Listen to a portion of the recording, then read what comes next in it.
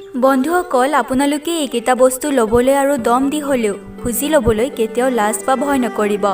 আপুনি যদি খুজিবলৈ লাজ বা ভয় কৰে তেনেহ'লে আপোনাৰ হয়তো বহুতো লোকচান হ'ব পাৰে, আৰু যদি আপুনি নোলোৱাকৈও থাকে তেতিয়াও কিন্তু সকলো শেষ হৈ যাব পাৰে।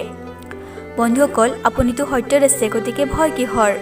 বন্ধুসকল, এইটো একেবাৰে সত্য যে আগৰি নৰ্মতে যিজন ব্যক্তিয়ে এই বস্তুকেইটা খুজিবলৈ লাজ কৰে তেওঁ জীৱনত কেতিয়াও সফল হ'ব নোৱাৰে আৰু তেওঁ সন্তুষ্টিও লাভ কৰিব নোৱাৰে।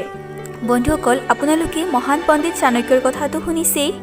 আচাৰ্য চাণক্যই মানুহৰ হিতৰ বাবে তেওঁ নিজৰ চাণক্য নীতিত এনেকুৱা কিছুমান নীতিৰ কথা উল্লেখ কৰিছে যি নীতিৰ জ্ঞান এজন ব্যক্তিয়ে মনত ৰাখি তাক পালন কৰিছে তেওঁক সফলতা পাবলৈ কোনেও বাধা দিব পৰা নাই।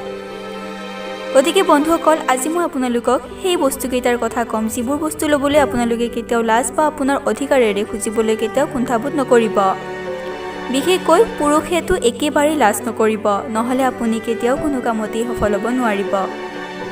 ভিডিঅ'টো আৰম্ভ কৰাৰ আগতে মই আপোনালোকক ক'বলৈ বিচাৰোঁ যে আপোনালোকে মোৰ চেনেলটোত যদি নতুনকৈ আহিছে তেনেহ'লে মোৰ চেনেলটো ছাবস্ক্ৰাইব কৰিবলৈ নাপাহৰিব আৰু কাষত থকা ন'টিফিকেশ্যন বেলটোও দবাই দিবলৈ একেবাৰে নাপাহৰিব। ভিডিঅ'টো যদি ভাল লাগিছে এটা লাইক কৰিব আৰু কমেণ্টলৈ গৈ এটা কমেণ্ট কৰিব। বন্ধুসকল, 1 নম্বৰ বস্তুটো হ'ল পতি পত্নীৰ মাজৰ সম্বন্ধ, প্ৰেম, ভালপোৱা। হয় বন্ধুসকল, শাৰীৰিক সম্বন্ধৰ ক্ষেত্ৰত প্ৰত্যেকজন দাম্পত্যই এইটো ভুল কেতিয়াও কৰিব নালাগে। বন্ধুসকল, তেওঁলোকৰ প্ৰেমৰ সম্বন্ধটো মজবুতভাৱে ৰাখিবলৈ দুয়োৰে মাজৰ দিহা পৰামৰ্শও কিন্তু সদায় মজবুত হ'ব লাগিব। তেওঁলোকে ইজনে আনজনক লাজ কৰিব নালাগিব। যেতিয়া কোনো দাম্পত্যই ইজনে আনজনক লাজ কৰিব আৰু সম্ভোগ কৰাৰ সময়তো ভয় কৰাৰ দৰে কৰিব, তেতিয়া কিন্তু তেওঁলোকৰ জীৱনত অইন পুৰুষ বা স্ত্ৰীৰ সমাগম ঘটিব পাৰে। সেইকাৰণে পতি পত্নীৰ সম্বন্ধত ইজনে আনজনক কেতিয়াও লাজ বা ভয় নকৰিব। নিৰ্ভয়তাৰে আপুনি আপোনাৰ পাৰ্টনাৰক মৰম ভালপোৱাবোৰ দি যাব। তেতিয়া আপোনালোকৰ জীৱনলৈ কোনো ধৰণৰ সমস্যা আহিবই নোৱাৰে। বন্ধুসকল, 2 নম্বৰ বস্তুটো হ'ল ভোজন কৰাৰ সময়ত কেতিয়াও লাজ নকৰিব। হয় বন্ধুসকল, চাণক্যৰ মতে ভোজন গ্ৰহণ কৰি থকাৰ সময়ত আপোনাৰ কাষত থকা কোনো মানুহকেই আপুনি লাজ নকৰিব।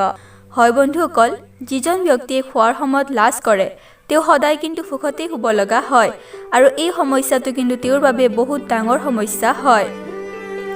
বন্ধুসকল, ভোকত থকা ব্যক্তি বহুত খঙাল হয়, সেয়েহে সদায় পেট ভৰাই আহাৰ খাব লাগে আৰু আহাৰ খোৱাৰ সময়ত কেতিয়াও লাজ কৰিব নালাগে। আচলতে লাজ কৰিলে আহাৰক অপমান কৰাহে হয়।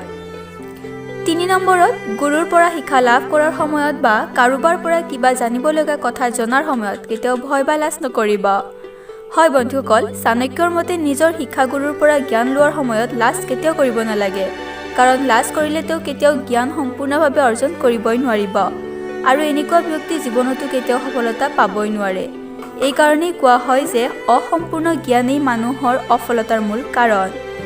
হয় বন্ধুসকল, 4 নম্বৰ বস্তুটো হ'ল ধাৰলৈ দিয়া পইচা।